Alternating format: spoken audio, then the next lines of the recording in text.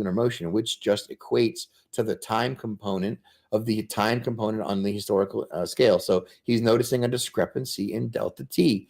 Over a long period of time, delta t varies, but not only varies, it jumps by 1,000 years or so. So there's a definite insertion in addition of 1,000 years of chronologicalized historicity, so to say, in all the cultures. He analyzed Chinese culture, Arabic culture.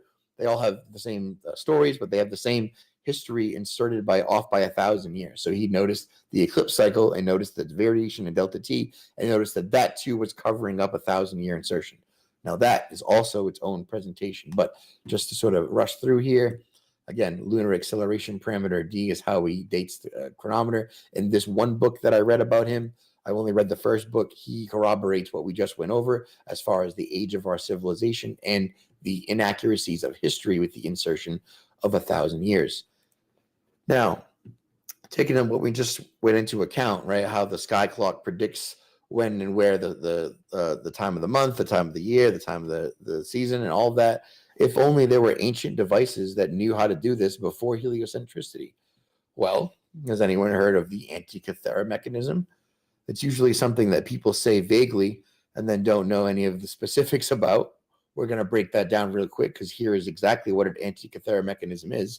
And knowing what we know about the gears and the prescribed cycles, we're going to take a look. So, of course, we have inside the machine's got 69 gears. It tracks the position of Sun, Moon, Mars, and Jupiter. It has a 53-tooth gear for the variable motion of the moon. It's also tracking the 36-day month cycle. The pin and the tab over here for the motion of the moon.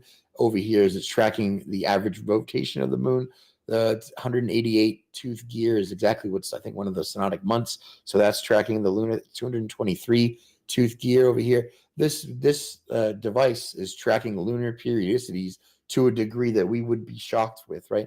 So it's tracking the draconic, synodic, and anomalastic months using gears and dials, right? It's tracking the specific lunar periodicities that you would need to predict eclipses. Beyond that, it's telling you the time, the day, the time of the season. The main drive is telling you, where the nodes of the moon are. It's keeping track of the position where the nodes are, right? And if anyone has heard, there's actually another device that was before this that the ancients were using called the Minoan eclipse calculator, which is a couple thousand years predating the Antikythera. So this was used as a basic sundial, latitude detector, and analog eclipse predictor using the same sort of synchronous amounts to use the same periodicity of 18 years and 11 days to start predicting eclipses. It even had a long node to tell you which node it was near, whether it was near the lunar or the solar node, right? So this is a depiction of the ecliptic as someone tried to interpret through a modern lens what this ancient device was capable of.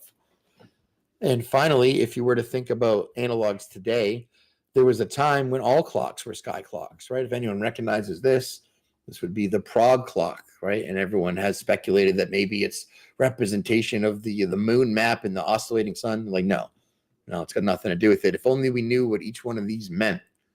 Oh, wait, we did. We can figure that out. So, of course, starting with the colors in the background here, it shows twilight, dusk, and daylight, right? So based on whether it's blue, yellow, or dusk, right? So nighttime, twilight, dusk, and daylight. That's what the colors mean. Central point represents the Earth, right, and Prague's position. Roman numerals around the side are old school timekeeping. They do a little bit different. Gothic numerals are news timekeeping. Italian hours, they call it. The golden hand keeps count from the time of 24. That's the hours. The curved lines would be 12 unequal hours. So this is hemispheres, sort of when it needs to do day length. Hi, my name's Dr. Starting. Golden hand keeps count from the time of 24. That's the hours. The curved lines would be 12 unequal hours. So this is hemispheres, sort of when it needs to do day length, starting from dusk, right? And that's to account for the discrepancy between the sun and the moon over the seasons. The zodiacal ring is here with the zodiacs around the outside, so you can count the position of the sun in the zodiac, which is important when you're trying to see what month it is. Of course, the sun itself is being tracked, moving around the dial, showing the time of day. It's also depending on where it is in the colored position, whether it's twilight, dusk, or nighttime. We have the moon icon, the moon being tracked. Of course, we have the lower calendar dial, so it's tracking the central medallion is Prague's Old Town. It's got the outer ring doing the lunar phases with the major feast days. That's over here. Zodiac medallions representing each month and the zodiac sign, and of course the 4 figurines are on the dial. So this wonderful clock shows us a whole bunch of cool stuff that they took out of clocks today. Otherwise, everybody would be able to read the sky clock. If we were to break it down at a quick glance, right, the feature over here, what it shows, I'm just going to go through Roman numerals, is the current Prague time. Different time is in the Gothic. They got the sun icon for the sun's position, the moon's position and phase, sidereal time, solar time, the day of the year, feast days. Literally, if you were going to have one timepiece, this would be it, right? This is what you would need to predict everything. And when you need a sky clock, this is how all clocks used to look, right? And of course, you can use just this to make eclipse predictions based on what I said today and what Steve corroborated. The Prague astronomical clock can be used to predict eclipses. It's got, the periodicities of the sun and the moon and the points where the moon intersects with the ecliptic plane, right? Shows the zodiac ring of the sun's position, where the sun currently occupies, where the moon currently is, and how eclipses are predicted.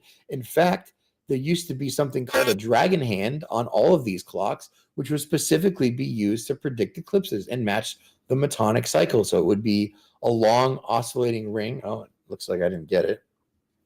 I had a picture of it.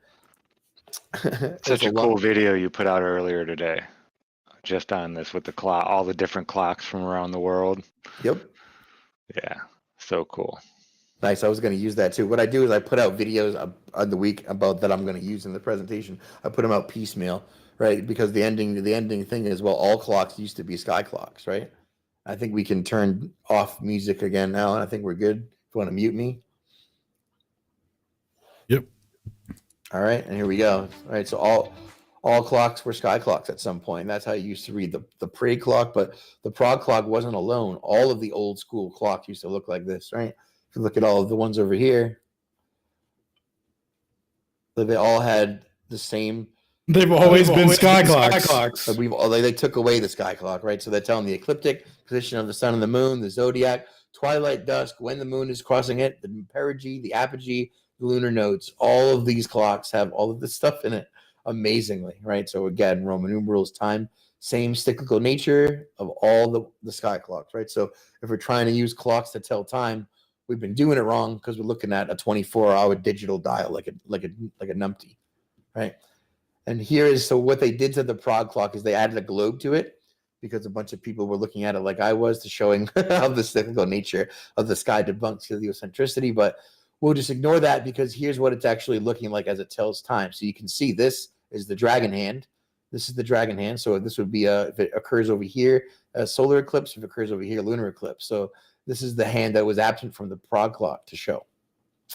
So yeah, we started with the Germanic calendar, and that shows how everything is connected, right? So we started with that calendar to explain what it looks like, and here is what it actually looks like. So that's why I like to start and end with it. This is the perfect calendar. I take into account lunar periodicities, the lunar cycle, seasoning, aligning with the solar calendar perfectly.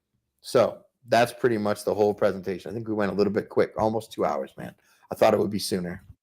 Nice, man. Not bad for a speed run. Let's see if we got the world record. You were 3 seconds off. You got to do it again. Got a hard reset. Well, it took. I don't think Rob Skiba ever finished his full presentation.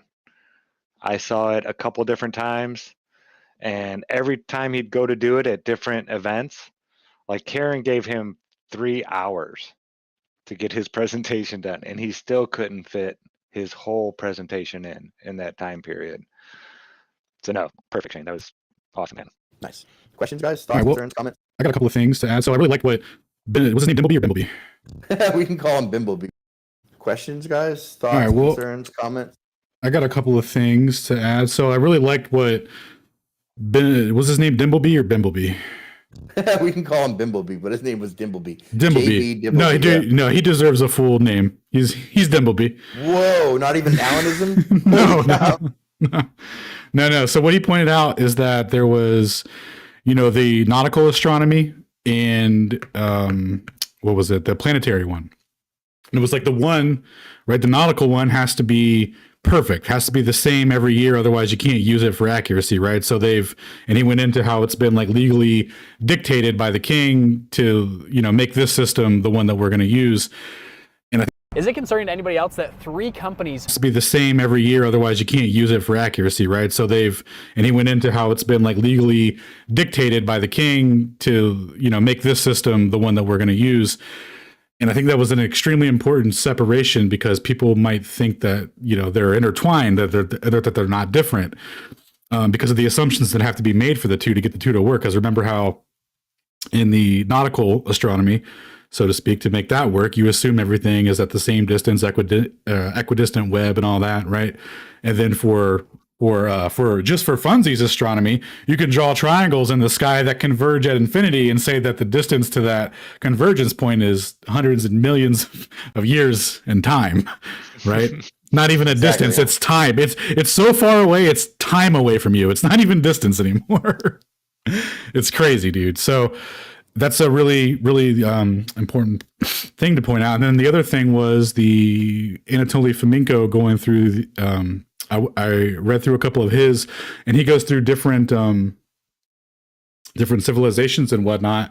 And what he pointed out for China was really interesting because you know how we have the story of Tycho Brahe and Kepler and all this, and he invented these astronomical tools that had never been used before, so that he could make his measurements, so he could produce the most accurate catalog, blah blah blah, right?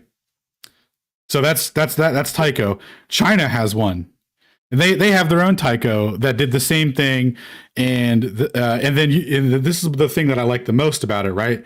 Is that the Chinese Tycho, because there's some missing data sets from Tycho or whatever. There's like some missing period stuff, so you'll never believe what's missing from the Chinese. The same stuff that's missing from the English. Yeah, dude, it's ridiculous. They just have, it's the same story repeated over and over again. So are they all in on it? Well, I don't know, but at some point, so they all agreed or happened to get the same missing data points so that they could all have the same cooperative story. Man, if you're gonna lie to a bunch of people about who and what they are, how better than to first seize the notion of time from them, so that they can't actually look at the sky and count how many years it's been. And then you can tell them, actually, it's been 13 billion years, and you evolved from a retarded fish frog who humped a monkey who came up and crawled up from the thing, to get that story to sell, you need to have those years. And if you look at the sky and you can see it, the years ain't there. You could be like, but there's only been this many cycles, you fool. How could I there's a squirrel in there somewhere between the squirrel, fish, frog, yeah. Frog and the monkey, though. Oh, man. Yeah, no, that was a great presentation, man. It was much needed. Nice. Yeah, well done. Are you guys interested in doing these on, for other people, like on their channels, maybe? Yeah, for sure. You guys are getting really good at these. Like, this stuff should be shown to high schoolers in school type of stuff. Like, from what I showed you, right? Why would you then take all of the eclipse cycles and separate them, one half into lunar, put them in a red book, one half into solar, put them in a green book, and separate them? Like, give one class one and one the other. Like, okay, guys, figure out how the sky clock works. Like, what? No, you obviously need them both. And our boy Dimbleby realized that and put them all together in the real cycle. Yeah, that's awesome, man. All right, so that concludes season 13, episode 16 of Globebusters, and this was also our season finale. I forgot to mention that in the beginning. Season finale. We'll be returning in mid-July for season 14. Dude, that's my favorite Globebusters season ever, but I might be biased. That's awesome. Yep. All right, so let's check the chat here, see what we got going on. Any questions from the lads? I didn't see any coming through. I was trying to keep an eye on chat, but you kept pulling me away, man. I was just locked in to the Prezie. Nice. Yeah, I'll link the slide deck in Canvas. Anyone can go in there and print the slides. They're all HD and super clear. You can look at the breakdown of the Antikythera for yourself, post it on Twitter, whatever you want to do. And then I'll get the link for Dimbleby's book so everyone can share. I put it in Discord. I'll put it in YouTube. There we go. Nice. Cammy, would you like to join us? I'm taking that as a yes. The season, sure. Hi, everybody. Hi, Great Tammy. show. I was in the background watching this for the first time. I have pages of notes, Nice. old school analog, questions, notes on things I want to match up with it. You guys, great, great, great job. I'll be rewatching. Love where you took it. I can even like look at jump offs from there on different places to take it. But this is really, really good. This is what Globebusters is supposed to be. And thank you guys so much for upping our level and making it what it needs to be again. Again, I can't tell you how pleased. How many? Again, I have a million questions that are going to get you heavy tech. And matching up, patterns and that, but you see a lot, and I can't believe how much material put in there, and there's a lot of your graphics in that I want. Were you or a loved one admitted to an... And thank you guys so much for upping our level and making it what it needs to be again. Again, I can't tell you how pleased. How many? Again, I have a million questions that are going to get you heavy tech. And matching up, patterns and that, but you see a lot, and I can't believe how much material put in there, and there's a lot of your graphics in that I want.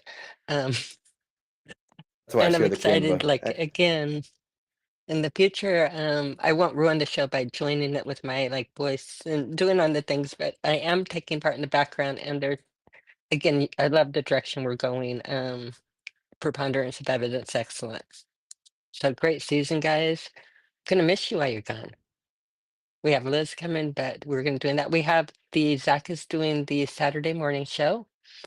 And I'm not quite sure. We probably will break a little bit on tech while Liz is in the area and that too. So we'll have to see on that. Nice. Nice. Yeah, and there might be a surprise Iru Landucci presentation in the mid-break there. He's been visiting family, he's been away, but when he gets a minute, he would like to come through and do a little Prezie on optics, I believe.